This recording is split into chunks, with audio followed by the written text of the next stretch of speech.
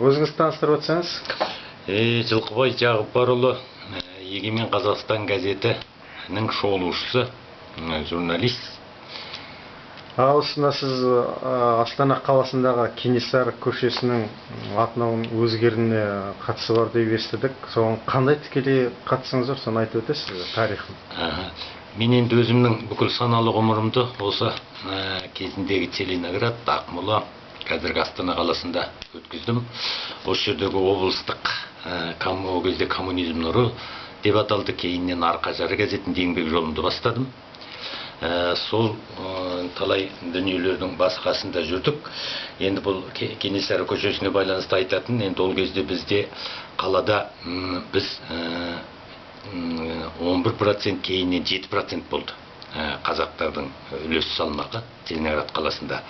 Енді бертін келе 90-шы жылдарда біздің 80-ші жылдардан бастап 79-шы жылы белгілі әлгі неміс автономиясына байланысты неміс автономиясы құрылады Ерейментау қаласында дегенге байланысты бұл қала өзі негізінен осындай саяси оқиғалардың орталығына айналды.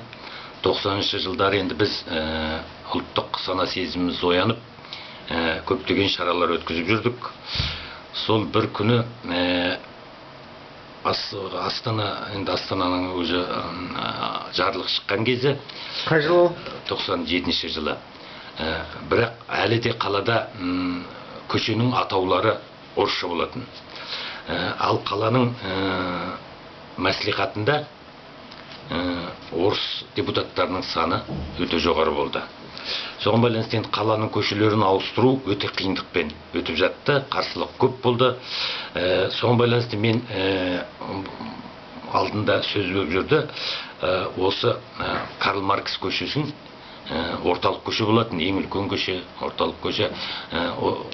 Оғанға дейін қазіргі республика аталатын көше, о кезде Целинный көшесі аталатын, тыңегерушілер даңғылы деп. Содан кейін үлкен көше осы Карл Маркс көшесі болатын. Оның әр жағы анау Ащылы сай, қазір Соленый балка дейді.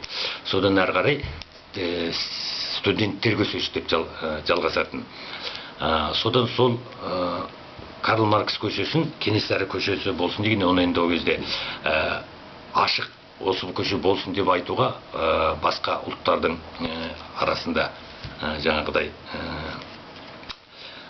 қарсылық туғызады ба деген есеппен, осындай есеппен жаңағы түс көрген болып, осы көше Кенесары көшесі болса екен деген пікірді сол кездегі облыстық газеттің бірінші бетіне беріп жіберген болатын. Кенесары көшесі түсін бе, өңін бе деген.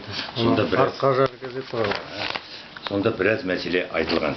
Содан кейін көп ұзамай сол аптаның ішінде ме, бір 10 шақты күннен кейін бе көше жаңағы депутаттардың қолдауына ие болып, қалалық мәслихаттың Кенесары көшесі болып аты өзгеріп шықты. Сонда астарлап болса да өз ойындағын жеткізіп, мәселе көтерген бірінші, содан барып, содан Кенесары көшесі аталды. Енді одан кейін уақыт өте келе Астана көшіп келді. Содан кейін көшелердің көбі қазақ атауына ие болды. Ал оғанға дейін біздің қалада қазақ көшесі жоқтың астын. Абай көшесі деген болды, ол анау Абайка деп аталады. Қаланың шетінде барлық жоқ, енді оның кезінде біз жазғанбыз, 11 үй ғана болған сондай көшелер болды. Осы. Жақсы. Көп рахмет.